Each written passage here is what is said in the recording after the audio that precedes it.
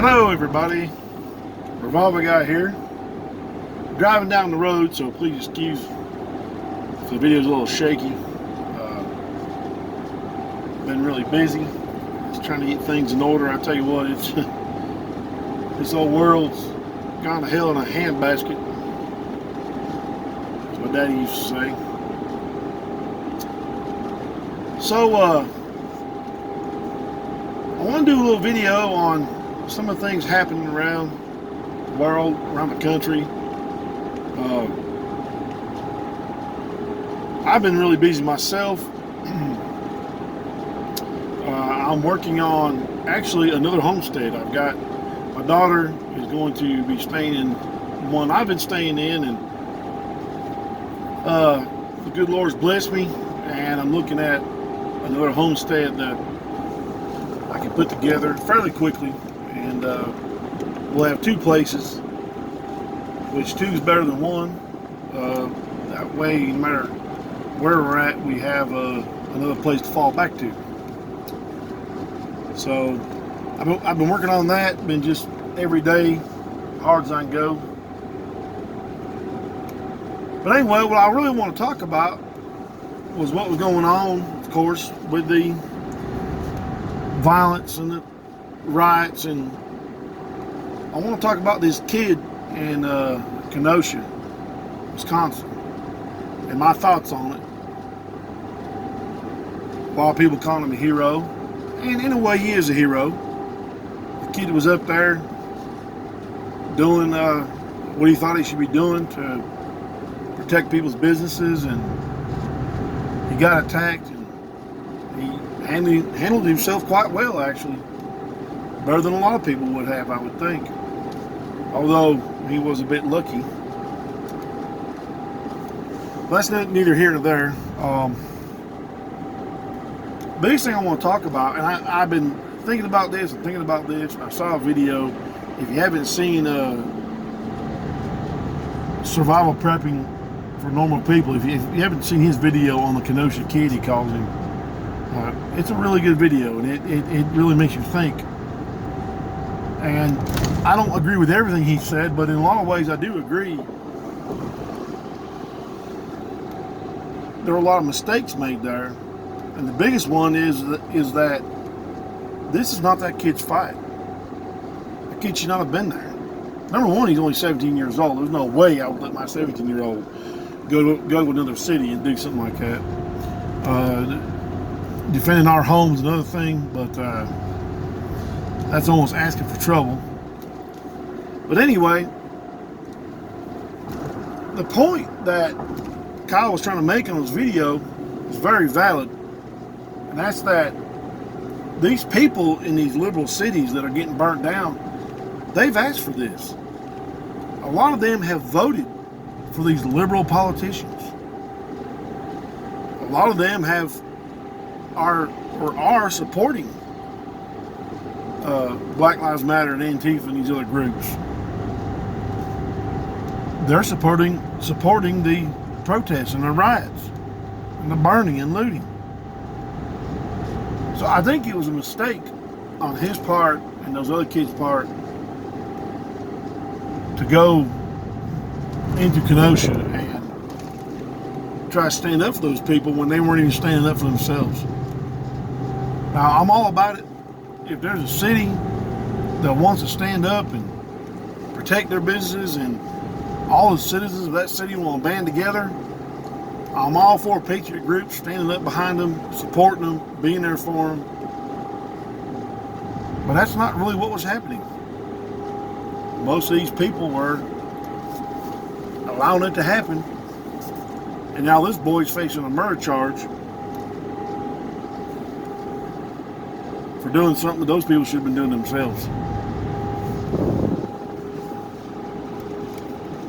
So there's a whole lot to it. I know.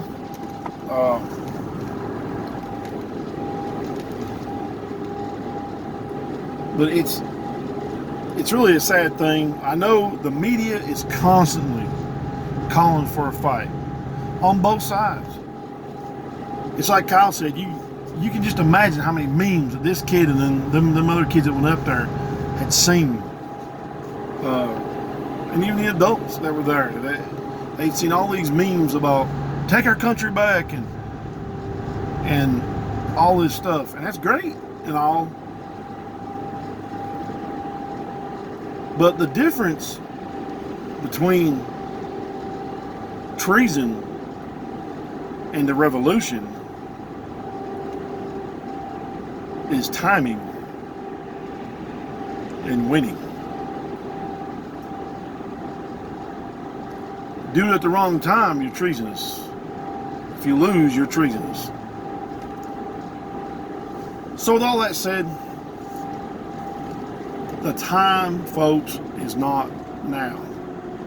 I know it's aggravating to watch this, but until these people stand up for themselves, we should not be going into those cities and defending them. Now, if it comes to your town, your neighborhood, then by all means, you should be standing up.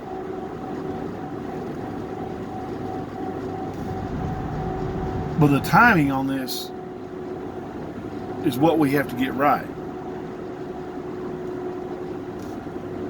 Well, I have people ask me, they'll say, well, how do you know when the time comes? You'll know. You'll know when the time comes.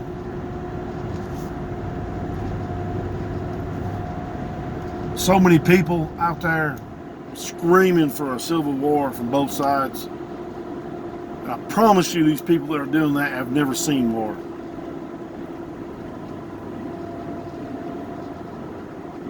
Seeing your buddies and your friends and your soldiers beside you die is a horrible thing to experience. Seeing your friends and family in your own neighborhood die, that'll just about take your soul. So my opinion is we let this play out, see where it goes. It's not time yet. Maybe somehow it'll blow over and we won't have a war. I don't think that's going to happen, but it could. And I think that we need to give it every chance to not happen. If you're praying for war, you've never seen it. You've never experienced it. You have no idea what you're really asking for. Because this war is not going to be fought in Iraq. You're not going to hear about little Iraqis or Afghani children or villages, people dying. You're going to hear about your neighbors across the street dying. You're going to hear about your children dying. Your spouse, your brothers, your sisters. We don't want this, folks. If it has to come, make it worth it.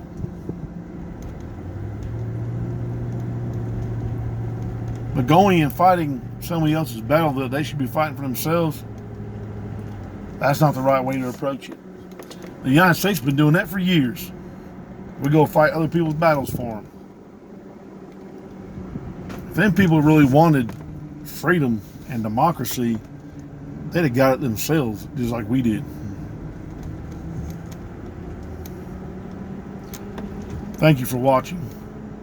Remember, all gun laws are unconstitutional.